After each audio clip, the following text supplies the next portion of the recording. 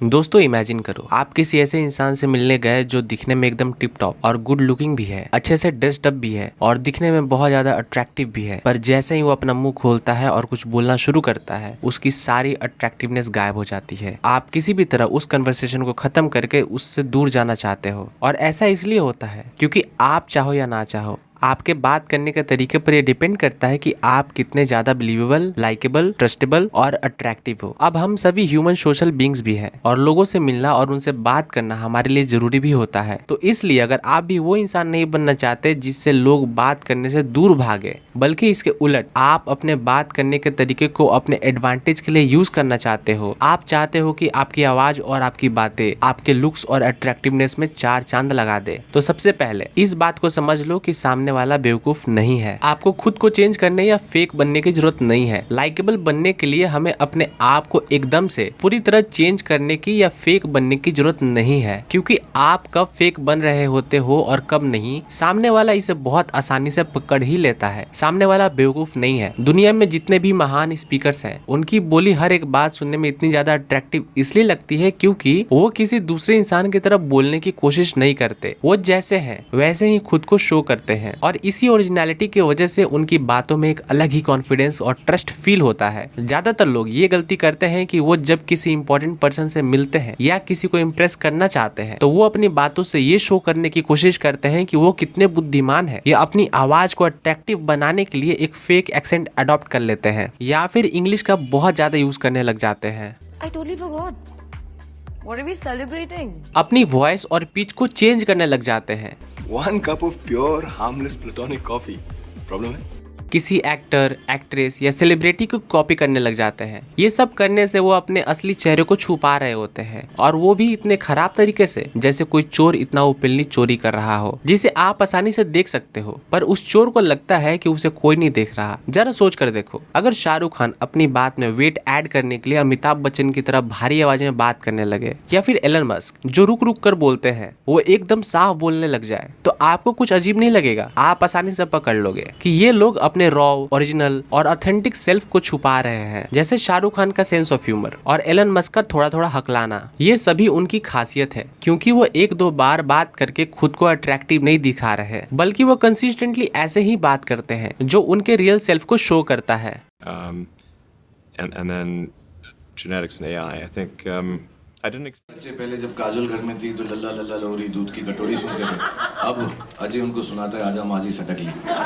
ऐसे ही आपकी भी कोई खासियत है, आपका अपना एक यूनिक स्टाइल है और लोग उससे ही आपको पसंद करेंगे। इसलिए सबसे पहले तो अपने आप को, अपनी भारी हल्की जैसी भी आवाज है उसको एक्सेप्ट करो। आप जैसे हो वैसे ही खुद को सामने रखो। आपको अट्रैक्टिव साउंड करने के लिए किसी और की अट्रैक्टिवनेस का सहारा लेने की कोई जरूरत नहीं है। सही से साउंड करना सीखो। दोस्तों ये तो हम अपने पर्सनल एक्सपीरियंस से बता रहे हैं कि ये जो टेक्निक हम बताने जा रहे हैं ये बिल्कुल 100% रियल और इफेक्टिव टेक्निक है, क्योंकि ये हमें खुद साइकोलॉजिस्ट और साइकेट्रिस्ट ने बताया था कि हम जिस सिचुएशन में होते हैं उसके अकॉर्डिंग हमारी आवाज भी अपने आप चेंज हो जाती है। फॉर एग्जाम्पल आप नोटिस करना, जब आप खुद से बात कर रहे होते हो तो आपकी आवाज बहुत ही कम और धीमी होती है। एक लड़की क्या छोड़ गई, दिमाग ही खराब हो गया। जब आप एक काल्म और पीसफुल एनवायरनमेंट में होते हो या आप अपने दोस्तों के बीच होते हो तब आपकी आवाज ऊंची और फास्ट हो जाती है। आप बैठे रहते हो 2x2 के कमरे में और हम पूरी दिल्ली की सड़कें नापते हैं, क्योंकि यहाँ आपके एनर्जी लेवल बढ़ जाते हैं। वहीं जब आप स्टेज पर खड़े होते हो तो आपकी आवाज में starting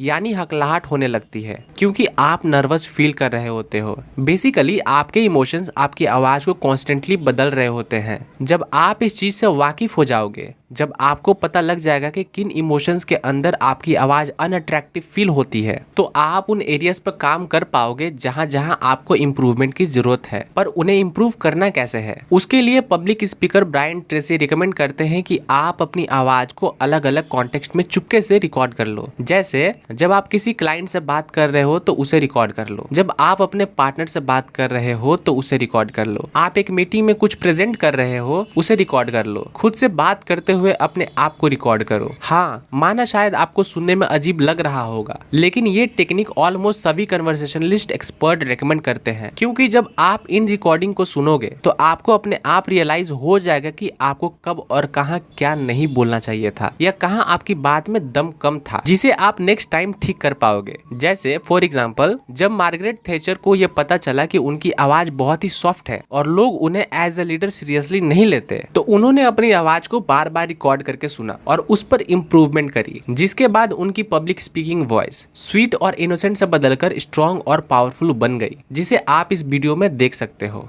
I've been so busy that I haven't had really much time to think about it. After all, I know I'm still only me. Because I feel very strongly about it.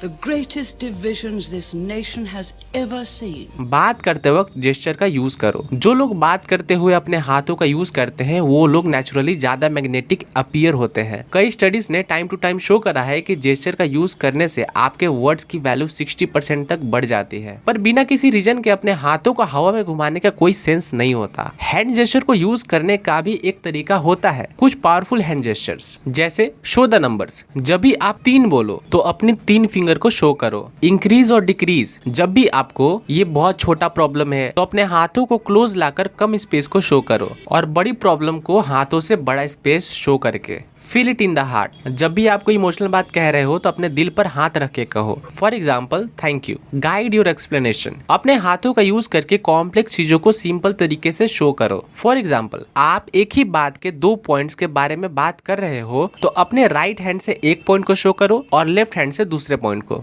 Bring things together, जब भी आप किसी चीज को एक होता हुआ show कर रहे हो तो अपने हाथों को सेंटर की ओर लेकर आओ। एम्ब्लेम्स, अपने हैंड्स का यूज करके आप सिंबल्स क्रिएट कर सकते हो। फॉर एग्जाम्पल, आप ओके कह रहे हो तो साथ में थम्स अप भी कर दो। यू मी वी, आप जिसकी भी बात कर रहे हो उनकी तरफ पॉइंट करते हुए बात करो। फॉर एग्जाम्पल, कौन, मैं, तो साथ में अपनी तरफ भी फिंगर पॉइंट करो। लेकिन ये करते समय आपको याद रखना है कि जहाँ पर जरूरत लगे वहीं यूज करना है, और एक लिमिट में। अगर ओवर जेस्चर करोगे तो अजीब लगेगा, जितना नॉर्मल लगे सिर्फ उतना ही। यूज ए वोकल वार्म अप। दोस्तों, हो सकता है कि आपकी कोई इंपॉर्टेंट स्पीच हो या कोई इंपॉर्टेंट कॉल या मीटिंग हो, या फिर आपको डेट पर जाना हो जहां आप चाहते हो कि आपकी आवाज एकदम परफेक्ट हो, तो उसके लिए आप peoples coach Vanessa Van Edwards के इन 3 मिनट की वोकल वार्म अप एक्सरसाइज को फॉलो कर सकते हो, जिसका नाम है गूग, जिसे कई सारे प्रोफेशनल सिंगर्स और पब्लिक स्पीकर अपनी वॉइस की क्वालिटी को इंक्रीज करने के लिए अपनी स्पीच या परफॉर्मेंस से पहले यूज करते हैं। अब यह थोड़ा फनी हो सकता है, जिसे हम रिकमेंड करेंगे कि आप अकेले में ही करें।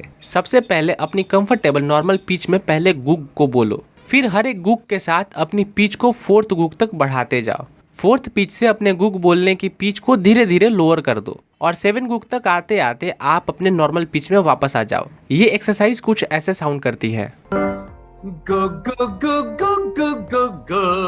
G-O-O-G। जब भी आप कोई स्पीच देने जाओ, किसी नेटवर्किंग इवेंट में जाओ, या किसी इंपॉर्टेंट मीटिंग या प्रेजेंटेशन देने जाओ, या किसी से मिलना हो आपको, या किसी को इम्प्रेस करना हो, उससे पहले कुछ मिनट निकालकर इस एक्सरसाइज को बार बार रिपीट करके अपनी वॉइस को वार्म अप कर लो, जिसके बाद आप अपने बेस्ट साउंड करोगे। अपने स्पीकिंग रेट को ऑप्टिमाइज करो। दोस्तों, आपको पता है एक एवरेज इंसान की conversational speech rate 120 to 150 words पर मिनट होता है। 1970s की journal of personality and social psychology में पब्लिश हुई एक रिसर्च के अकॉर्डिंग ये बहुत स्लो है। इस रिसर्च के अकॉर्डिंग जो लोग मॉडरेटली फास्ट पेस में बात करते हैं वो ज्यादा इंटेलिजेंट, परसुएसिव, क्रेडिबल और सोशली अट्रैक्टिव दिख के आते हैं। यही रीजन है आपको ज्यादातर मोटिवेशनल स्पीकर और एक्टर्स इसी रेट में बात करते हुए दिखेंगे। वहीं जो लोग 1 मिनट में 100 या उससे कम वर्ड्स बोल पाते हैं उन्हें ज्यादा समझदार नहीं समझा जाता। तो क्या तेज बोलना सही है? अगर हाँ तो कितना तेज? इसी सवाल का जवाब ढूंढने के लिए 2011 में यूनिवर्सिटी ऑफ मिशिगन में एक रिसर्च करी गई, जहां लोगों को टेलीफोन सर्विस में पार्टिसिपेट करने को कहा गया,